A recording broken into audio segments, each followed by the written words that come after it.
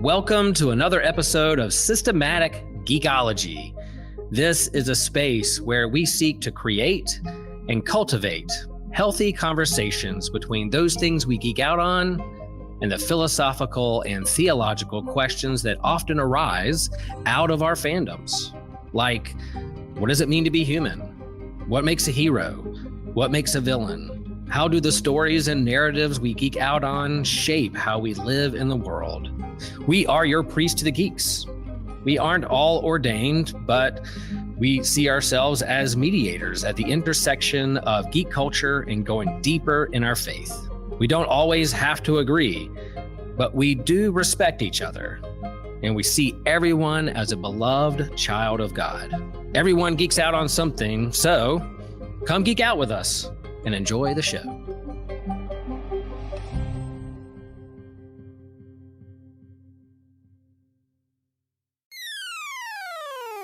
You're listening to an Anazal Ministries podcast.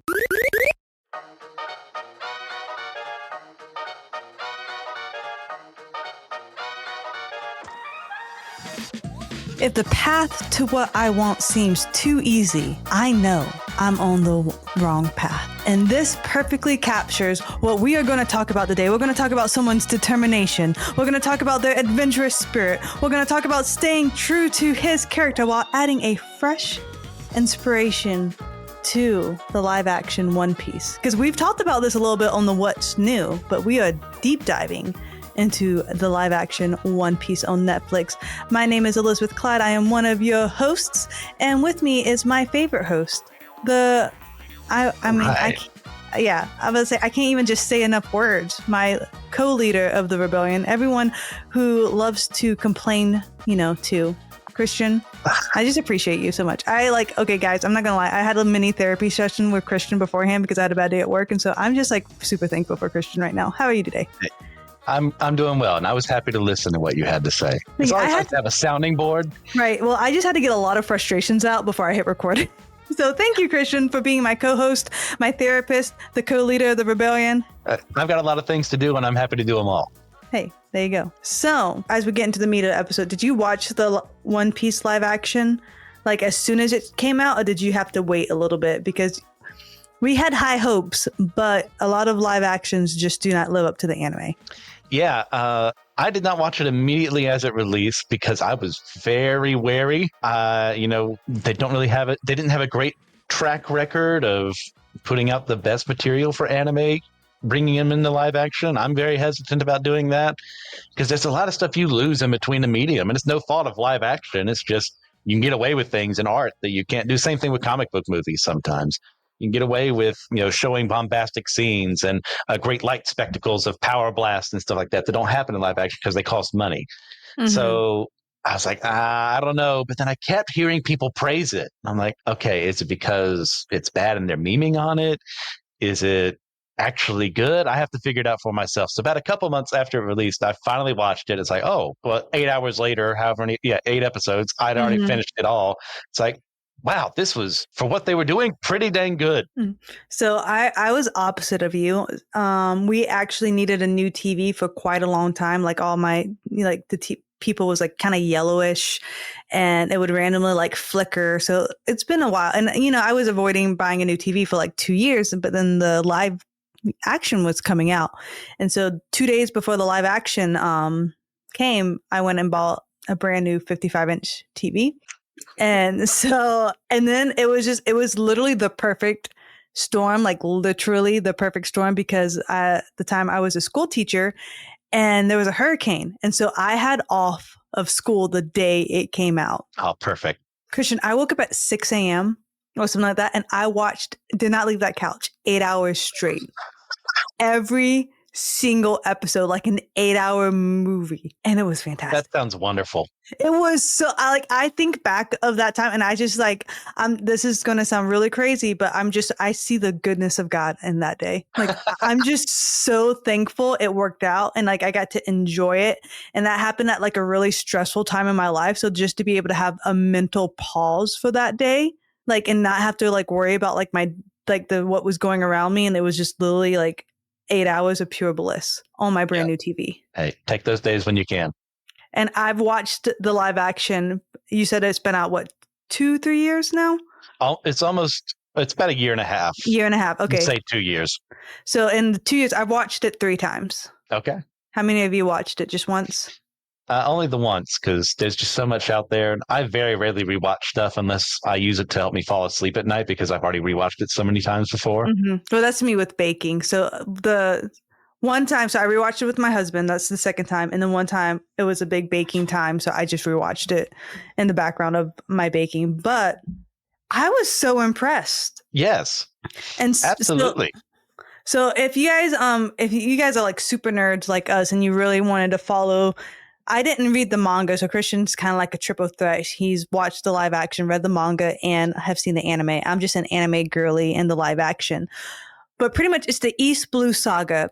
And in just 8 episodes, they cover 50 episodes worth of anime. But if you think about it, an anime episode is like 20 minutes, and then these were like 40-ish minutes. So really it was like, time length, 16, worth of time episode covered, still 50 episodes, which is very, very condensed, but I do not recall missing anything. Does that make sense? I don't remember saying like, man, I really wish they would have done X, or man, I wish they wouldn't have cut out this. Did you have that feeling?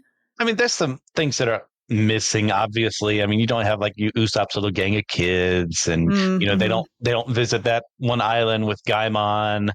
There's like some characters that are missing from like the mini boss fights and stuff like that. But at the end of the day, it's fine.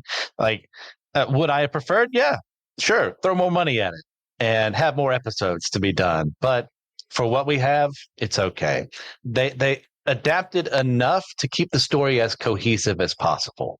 And that's a huge task to do when you're condensing, 50, 100 plus chapters and however many episodes of the anime together to get all this done, to cover as many arcs as we're doing. I think for what they have here, they did a well enough job that I can't get angry at whatever they did cut. Mm-hmm. Yeah, and they did. So I think the biggest difference that I noticed between the live action and the anime is Luffy's grandpa, Garp. He was introduced much quicker. Oh, yes. Into the live action. And so in the anime, it didn't really show that Luffy was being pursued by his grandpa. So that came much later. So in the live action, we actually, I think, meet Garp right off the bat, maybe episode 1 or 2. And we know that he is pursuing Luffy because he's trying to pretty much save Luffy before he goes too piratey, too off the deep end. And then if you haven't seen this already now, you had a year and a half. So apologies. There's going to be spoilers. So just stop listening now if that's going to bother you.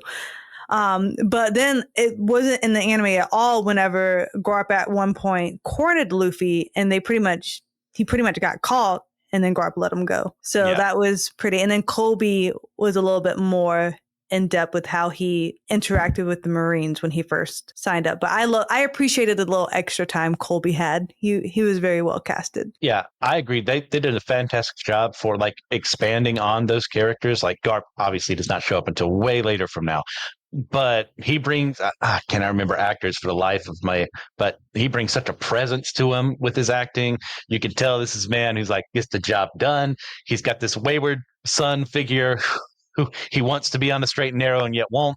And yet now he's leading Kobe and even, Helmeppo? Was it at Morgan's kid? Mm-hmm. Yeah. Who is also getting more characterization here too, because they disappear for a very long time in the manga and anime too. So it's nice to see them be given a role. And it's a very pragmatic adaptation of bringing them back. Because, some of these actors, you don't just hire them and then just not let them show back up again. You get your money's worth out of them.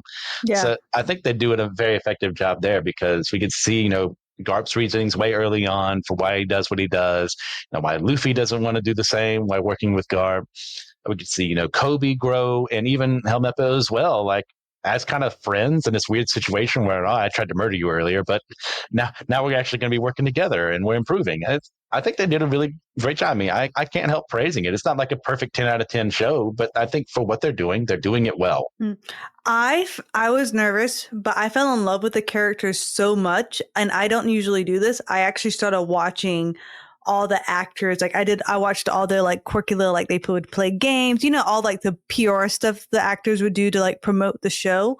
I kept up and like I was just obsessed with even the actors because I felt like everyone was so well casted and I wanted to be their friends. And I usually don't fangirl like that. Like I'm obviously I fangirl, but like it's usually I just binge anime. But like that, I was like, wow, I follow them all on Instagram. Like I was so invested in their life, and I like even watched like the clips of them watching the stuff for the first time and kind of seeing their reactions to it and how proud they were. So it's very rarely that I actually fall in love with the actors as people outside of what I'm actually watching. And I even did that. I mean, if Usopp was casted so great. Yes. No, they did a fantastic job in the casting. Like whoever did that job, that casting director deserves a raise because they picked people who care. I don't think there's anyone who's phoning it in. I mean, they know what they're dealing with. This is weird and wacky and wild. Like just give in to the madness. It's pretty much it's a manga brought to real life to a live action show. Like embrace it, and as opposed to other shows. Like I can't help but think of the Cowboy Bebop one they did. I didn't finish that one because I was really kind of let down by what they were doing. It just didn't feel like they were trying to adapt it from an anime into a live action show. It's just like, well, this is what it's built on, so I guess we'll have to show these things or whatever. And it was just that's not fun. I don't want to watch something like that. I want to see something goofy like Luffy in live action shouldn't work. Like you think of all the money that has to go into making him stretchy to make it look semi-realistic, but also funny and bombastic at the same time. I think with the CG they had for him, they did a fantastic job because that was one of the main reasons I was like, there's no way they can pull this off. Because one thing Oda has always mentioned is that he had Luffy with his elastic powers, his stretchy powers from the beginning, so there would always be something goofy no matter how dark the story got. And they did perfect with him. Like that this guy is Luffy. Yeah, he looks a little older than what I would expect, but he did his job well. Right. And even then, like, I think because some people had some issues with the ethnicity of some of the casting, but even when you think of One Piece in the anime, it's like every single island they went to, they had their own culture and their own like ethnic region and inspiration. So like to see Luffy being, I think he's not Brazilian, but like he's from South America, I think. Maybe I can't remember. I can't remember either. But if I remember correctly, even Oda had said before, like if Luffy had to be from a region, it would be that region. And so some people are like, why aren't they all Japanese? Why are they all Asian? It's like because this anime is such a great diversity, and they really brought that in translation to the live action as well. Okay, so I looked it up. Yay! Luffy is Brazil. Oh, I knew. I wanted to say Brazil. I should have went with my first choice. Zoro is Japan. Makes sense. Nami's supposed to be like Sweden. Usopp is Africa. And Sanji is France.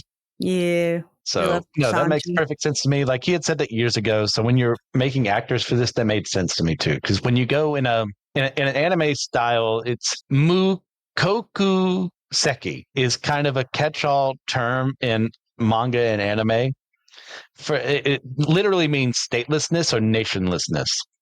So when they're drawing people, most of the time they do it in the Mukoku Seki kind of way of you can't really tell where they're from. Now, there are always exceptions. You can tell like this guy's obviously Japanese or this guy is actually, African American or what have you.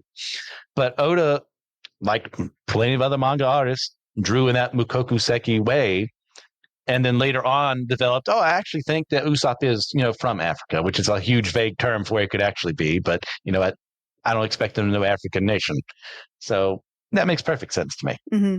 And then I think this is a little extra. I'm pretty sure they already started casting the second season. Have you seen that? Yes. I haven't went super deep into it yet, but have you? Not yet. I remember there were a couple I really liked. It sounded like good choices, but I can't remember exactly the actors' names or anything like that. My memory's not the best. I know.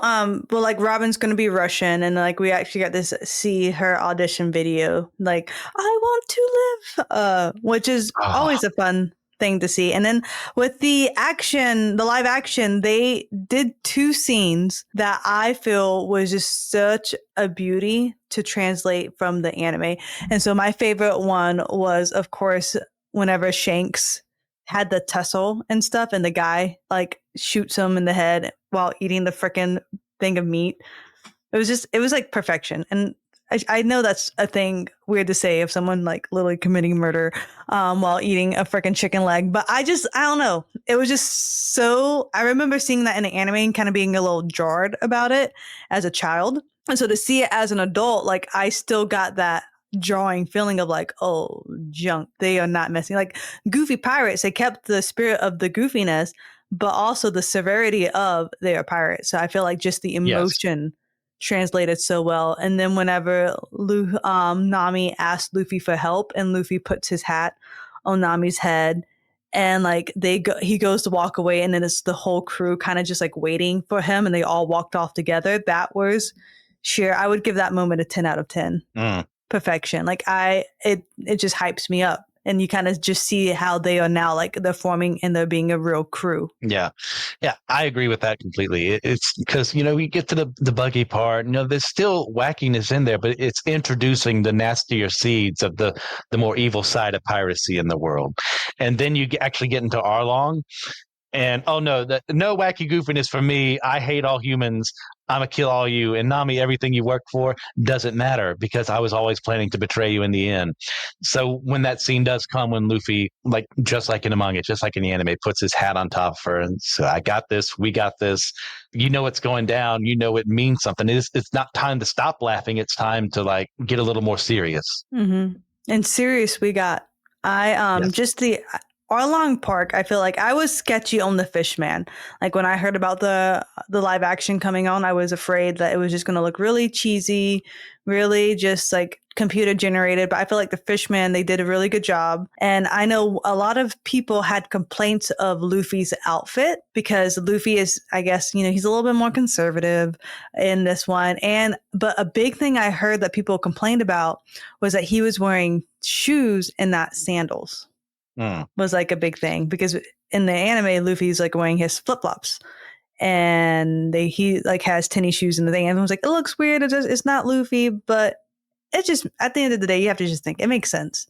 Like he's doing a lot of running around. A lot of these, especially Sanji and Zoro, they're doing their own stunts. And then Sanji, but I know they have real actors' name, but I don't know them.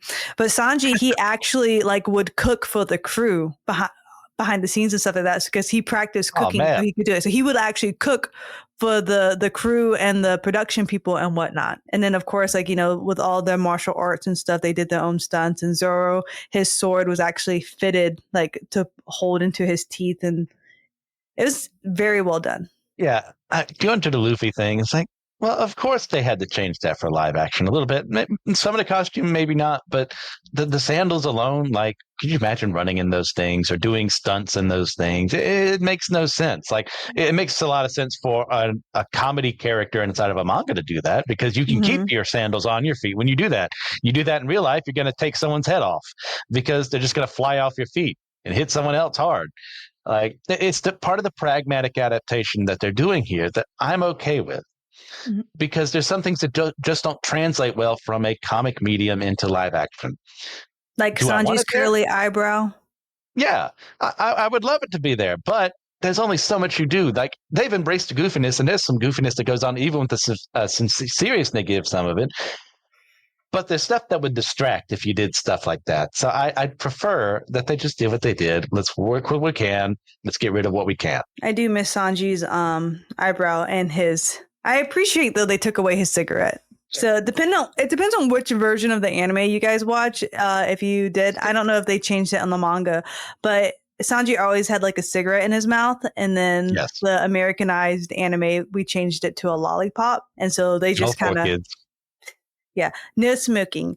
But then in the live action, they just got rid of it altogether. So I was kind of like, I wish it would have been fun if he had like a toothpick or something. But once again, you're doing your own stunts. Like, it's just not practical. It was like, it would have been a fun, like, thing that a few people would have appreciated. But like, if you're truly, I'm always a fan of, if you are truly a fan, like you're going to find reasons to love it. Yeah. And for something like that too. I mean, smoking has become way more charged over the years. And even when Sanji first showed up on the scene was around the time people were really shifting towards smoking evil, smoking bad. And I'm someone like, hey, you probably shouldn't smoke. I'm not going to legislate you not to do so, but I think for your health, probably for the best not to. So you run the risk of having a cool character doing something that inherently looks cool. Like, it doesn't matter. If there's a guy who looks cool smoking, smoking looks cool. And this is also intended primarily, even with this adaptation, for children. So you have to worry about something like that. And, Japan and US are very different. So those things came into mind. I'm sure that's something they were thinking about when they were making that change. I don't think I heard anyone say anything about that, but knowing American sensibilities, that's probably a reason why it was changed. Mm-hmm. It makes sense. It's just crazy how like different countries will market different things. America, we make everything look, even if it's bad for you, we're like, oh, look, it's colorful packaging. And then other countries, like in the Philippines, I remember seeing like the cigarette package is like pretty much a deformed baby is on the cover of it. It's like, this is bad. No lie. True story. Or they would have like these sick people because they wanted you to avoid buying them. So they didn't make it look desirable versus us. We're like, here we go. It's pretty. There's a camel on it. I don't know. Yeah. Whatever floats our boat, I guess. Yeah. But that's getting a little off topic. What's your favorite moment? I kind of already talked about my favorite moment with the translation of when the crew comes to rally around Nami. What's your favorite moment in the live action? Man, that's a good one. Because that's a great scene right there. It worked effectively in the manga and anime, works effectively here. I'm actually going to go with Sanji's flashback with him and Zeph, and how I think they adapted that extremely well. Mm-hmm. Of this grittier old pirate, this kid who just wants to be a chef on this middle of nowhere bit of like coral or rock or whatever, no hope of actually being rescued. And it looks like Zeph is just keeping all the food for himself.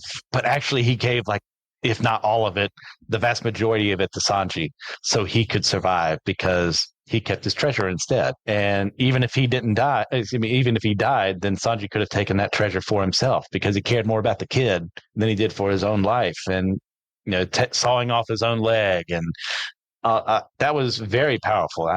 Actors, once again, can't remember your names for the life of me. You did your jobs. Mm-hmm. Guys, I did love seeing the Borelli, and the restaurant was captivated so well. I love Shanti's like, would you like water, sparkling tap, ice cube, blah, blah, mineral, blah, blah, blah. It's like just, and we all know how I've talked about, I just love Sanji. I'm a fan of love. I just want him to find love. I think that would be the pinnacle of my life. If Oda, if you're listening, can you please give Sanji a fantastic love story ending? Please. Maybe that could be his, his One Piece. When he finds the all blue, he finds his true love too. Well, we haven't gotten there in the show proper as far as what we've discussed, but there's hope for a certain character, might have tried to get married to. Oh yeah, well that's I was rooting for that. But guys, if you enjoy us talking about One Piece, make sure you join us on our episode list. Christian can tell you how to get there. But we are actually going through arc by arc of One Piece and talking about it, and so I am very excited for that arc. But we're not there yet. But there is hope for Sanji. But I just love him. And yes, I want him too. Yeah, if I wasn't married and Sanji and I, met, I would want to marry Sanji. But I'm a one man type of gal. So yeah. Once again, getting off topic. So Christian, you interrupt me, please. Make me stop talking. Tell me more about the One Piece live action. I also really appreciate what they do with Nami and enriching her backstory. Why can I remember her actress's name and no one else's? Emily Rudd.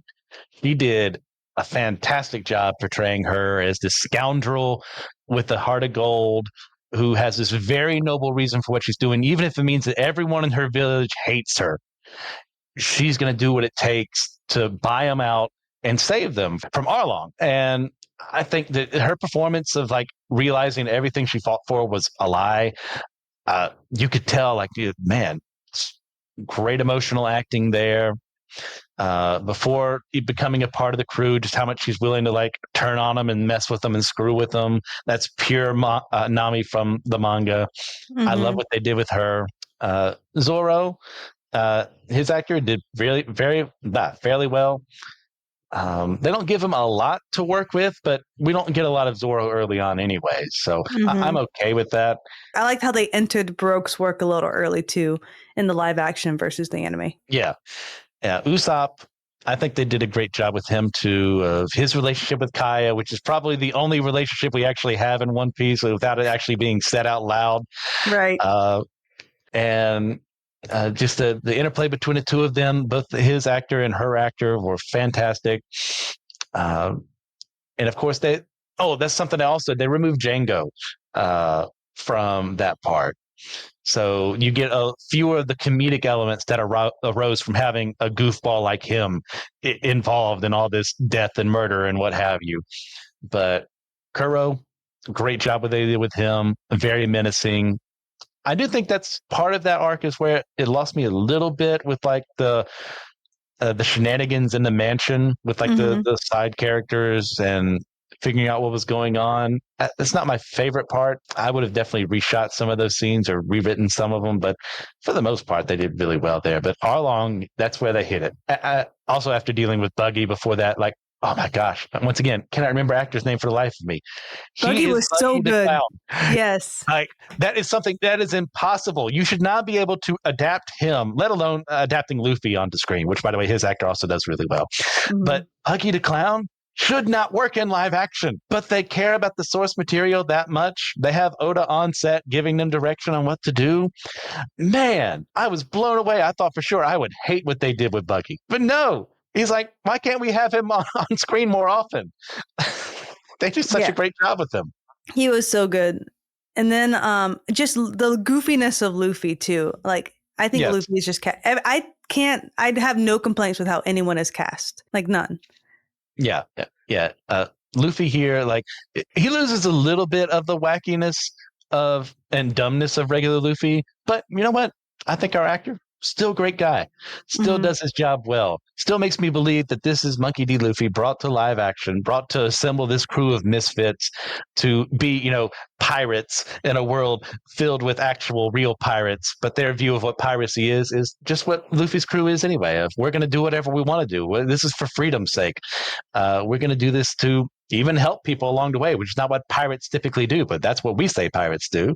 And I believe it when they say stuff like that. What are you, I guess, excited for with season 2, but hesitant? So I'm hesitant that season 1 was just so good and like it exceeded expectation. So now the bar is raised, so it's not going to meet, expectation. I'm very concerned for Chopper, how they're going to do that. But I mean, they did great with Buggy. They did great with the pirates, like the gum fruit. So, but I feel like my expectations now are set too high. So I think that's fair. I am concerned.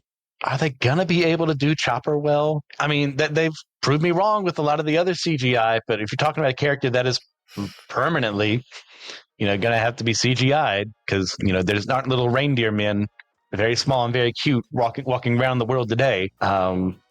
Maybe they could even do a puppet. I mean, if they really wanted to, they could make it work. I mean, we have the technology, but I'm concerned there. I'm trying to think of the arcs themselves, if there's anything. I mean, like before, it's like, what do they take out? What do they keep in? Like, how much are they going to take out? How many episodes are we going to get that does them justice? Because we have to build up to Alabasta, and that's going to be huge for their season 3. It looks like, I think that's how they're setting it up. And I think Smoker is going to be fun too, just how they're going to do the CGI with the fog and the smoke and whatnot. So I'm looking forward to it. I'm not sure. Did they announce when season 2 is coming? I want to say... I feel like it's the end of this year, but I can't remember. Release date would be... it said 2025. So it's looking like it's probably going to be either around the same time in August like it did 2 years ago, or maybe around wintertime.